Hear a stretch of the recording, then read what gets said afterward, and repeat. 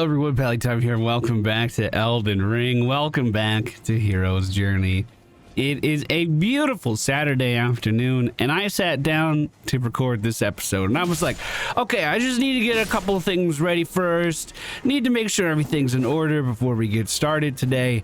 And now it's like 3 hours later, I'm actually starting to record. So much research goes into this character. So much planning has been thrown out the window already because we found something else that was cooler.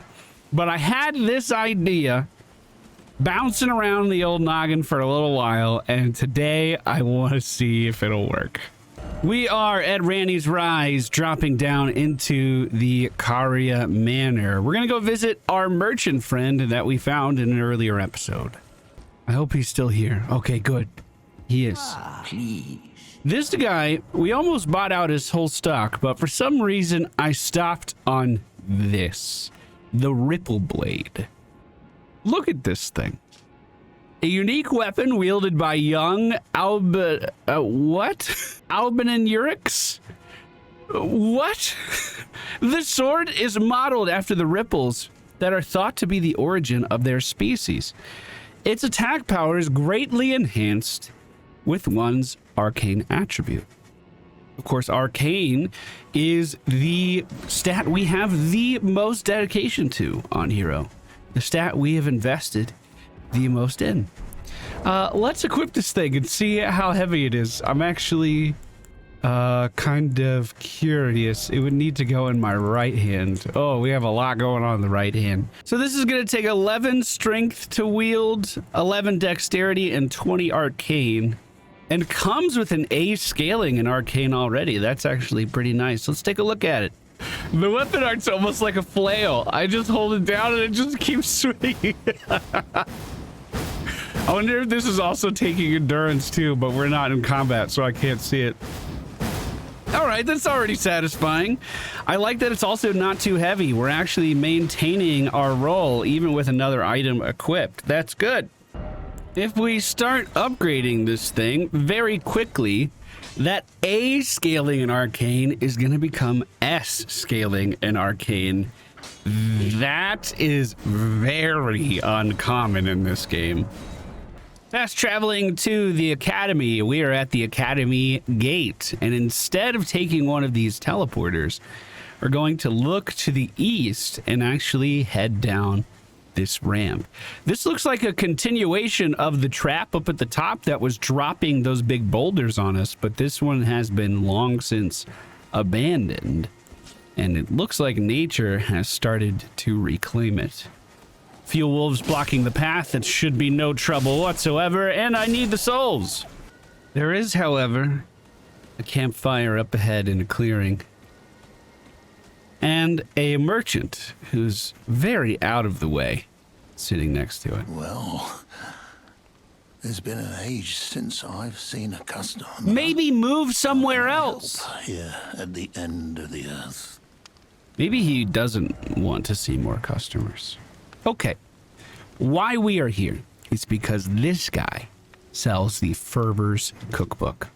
We can investigate it to see what we get from this. Sporific grease, drawstring sporific grease, sleep bone arrows fletched, and sleep bone bolts. All of these things are crafted with the sleep status in mind. Something we haven't utilized at all in our playthrough. Have a safe journey. Until this point. What's also up here is a very rare flower. I've been traveling all over the map collecting these. They do not respawn, so there is a limited number of these that we can collect. But the Trina's lilies. The Elden Ring wiki has everywhere that they are broken down and listed. So far, I've managed to gather 15 of them. And yes, exceedingly rare to find indeed. Now, with that cookbook, we are going to be able to make the grease for this. I think that's what I want to do. I think I want to put it on our weapon. It is just going to require root resin, which is all over the map and super easy to find, and then the lilies as well. We could opt to add a string to the equation and make it so we can just use these faster in the middle of combat. So I farmed a few strings before we started today's episode by killing Divi humans at the beginning of the game. But I'm going to craft 12. This is a big commitment. But I know just the place I want to try this out. We are back at Volcano Manor, and we're going to join their little club. Hey, guys. Aren't you precocious? We rarely receive visitors to the Volcano Manor without invitation. Fascinating. And not unlike another guest we had long ago. So, tarnished. Have you ever harbored doubts about the burden of grace and the dogmatic ramblings of the fingers? If you have, why not join the Volcano Manor and fight with us, rise with us, against the Erd Tree?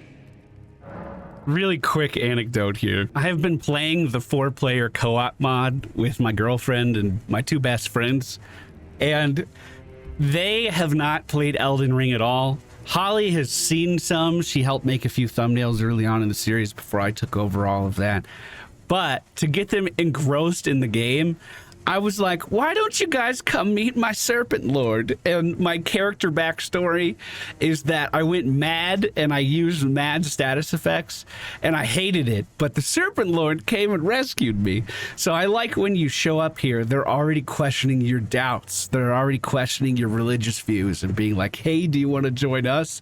And I'm kind of using that as a motivation to bring them through the game and bring them here so they can see the boss at the end. Anyway, off topic. Sorry, I thought it was cool. Yes, I would like to join. Your decision is most welcome. Now you belong to the Volcano Manor family. The drawing room lies down the hall. Make yourself comfortable.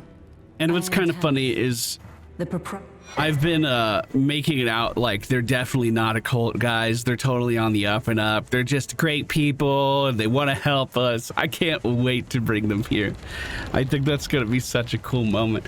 If anyone's interested, Ollie's been streaming that over on her Twitch channel, I would say on average 4 times a week. We're making our way through the early game pretty slow, just exploring and having fun. But it's been a good time.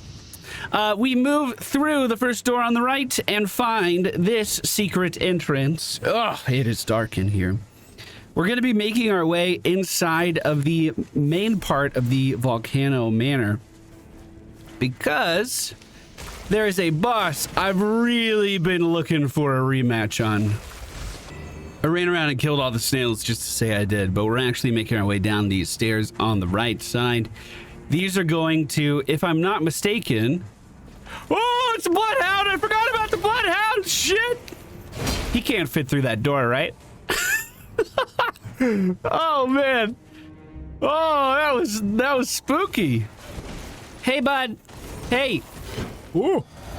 Look right here, okay? Thank you. Whoa, I was actually thinking that the status effect didn't take there. Mr. Bloodhound. So tanky. All right, stop blocking the door. I'd like to come in. Thank you. I believe this is a guy who drops... Yes, the Bloodhound claws.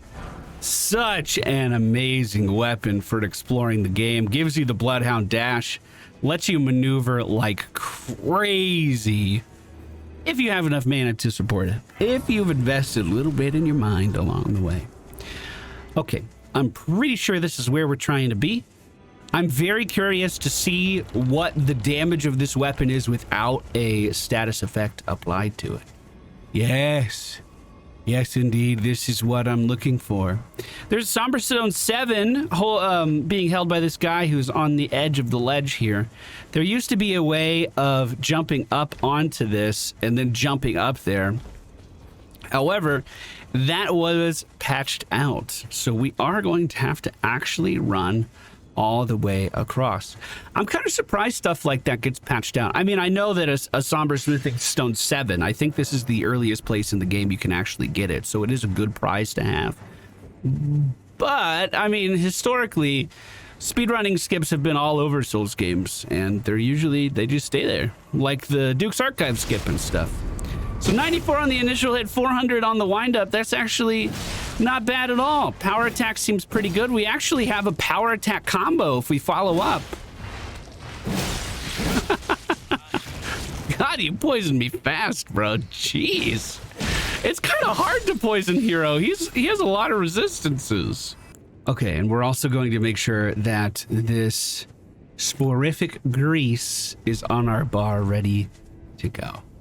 All right, so for the speed run, we are going to follow the roof to the left.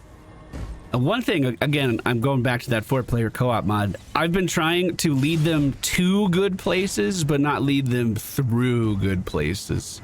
So as a result, I've actually been exploring a lot more of the early game locations, seeing the ins and outs of them, finding doors that I missed during my original and second playthroughs. It's been pretty neat. As we approach this guy, we are going to move to the right. Is that correct? There is a ladder here. I think this ladder gets us inside through one of these broken grates. There it is. Now, this area is kind of disturbing. They've restrained these guys. It looks like they're starving them out. And then they're also using them as alarms. Like this dude in the middle of the path. He's here just so he starts making a commotion if he sees somebody. This is not a place that I want to hang out. So we're going to open this door and head down to the right.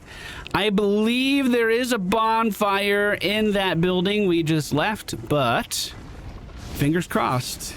I hopefully will not need it. We're going to make our way across this magma bed, lava bed. What do you call it when magma starts to solidify? Lava starts to solidify.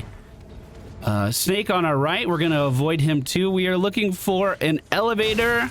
Ouch, that's a big whip, my dude. Maybe we will kill him. We're looking for an elevator that leads up. And if it could start moving a little bit fast. Yep, should have killed that guy. Should have motherfucking killed that guy. And just like that, I caught you guys up on what took me several hours to figure out during our main playthrough.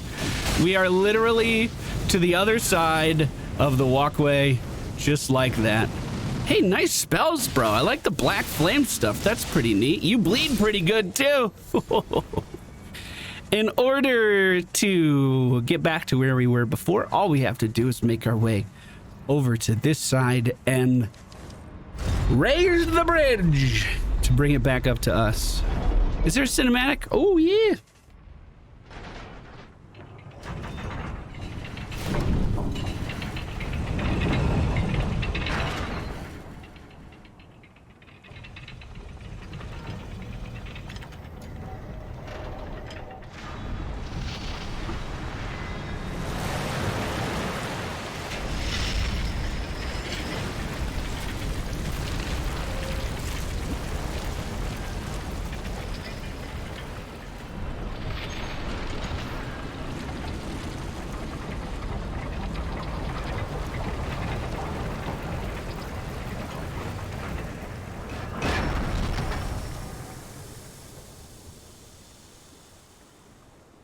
I bet this thing would stay hot for a little bit. I bet if I was walking over this, it would melt my shoes. That's probably not good for me. Probably not good for me. We are... yeah, let's go rest. Let's go rest. I was going to walk right in there, but there's no reason to. All right, swap my talisman over to my left hand. I imagine because the crafting ingredients for this are so rare, I probably don't want to be swapping out this weapon very often. Once I buff it, it's going to stay in my hand. By the way, I was going to call this thing my sleep stick. Because when I slap you with it, you'll go to sleep. Or at least that's the plan. When I got here the first time, there was several hours of progression needed for me to get to the other side. I ended up using the Bloodhound weapon art to kind of cheese this guy a little bit. But it was still really hard. So I'm going in with Pickled Neck. We're going to do a Foul Foot too. I'm fairly confident. And the moment I see the boss, we'll imbue our weapon. Where is he? Okay, here we go. So if this goes well, just a couple swings should be all it takes to, oh yeah, to make this guy take a nap. And then while he's sleeping, we can do whatever the fuck we want. Okay, I'm gonna start off with a little bit of dragon ice.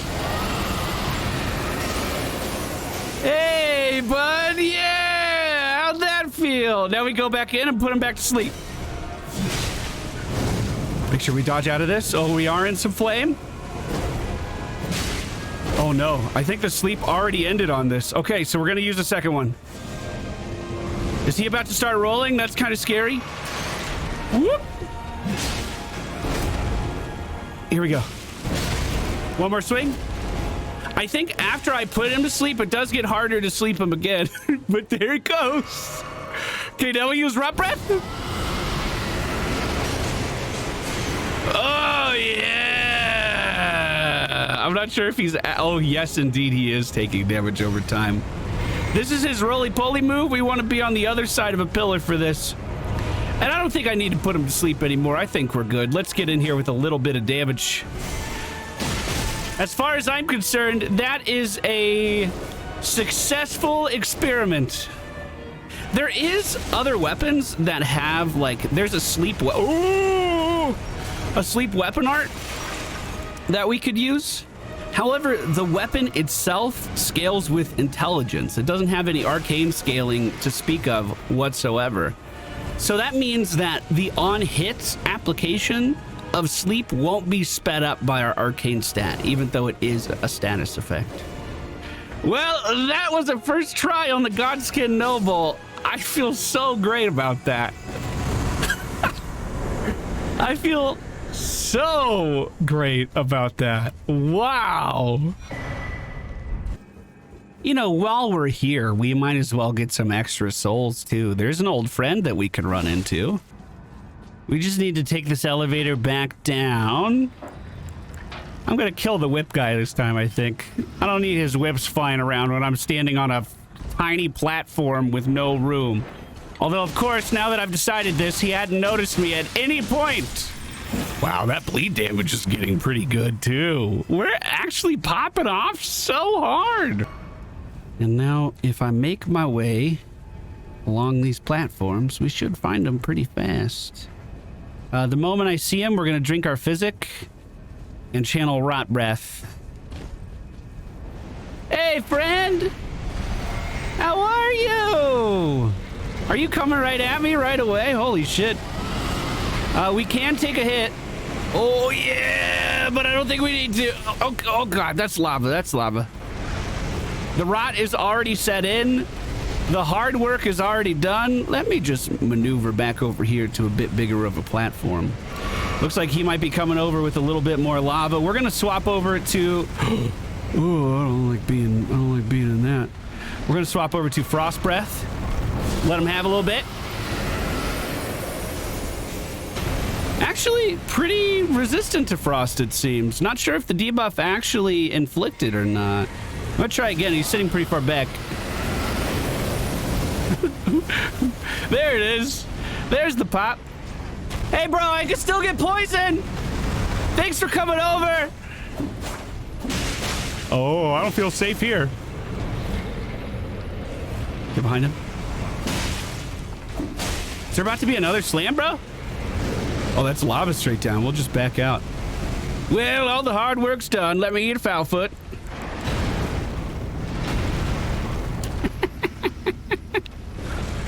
Bro, it's getting pretty clean. The hero build is getting pretty clean. How many souls are you worth? Actually, surprisingly little. Okay. Well, I feel good about our progress for today. That was a successful experiment, and I hope you guys enjoyed the process of putting that together. I'm gonna have to farm some more of those flowers, and I'm starting to question whether or not the drawstring way was the correct way to go. I'm kind of afraid they don't last as long unless we do the regular grease. But I don't know. Maybe I'm just wrong. We'll see. We'll see. Next episode, I'm going to go try to meet up with our friend Alexander somewhere on the mountain.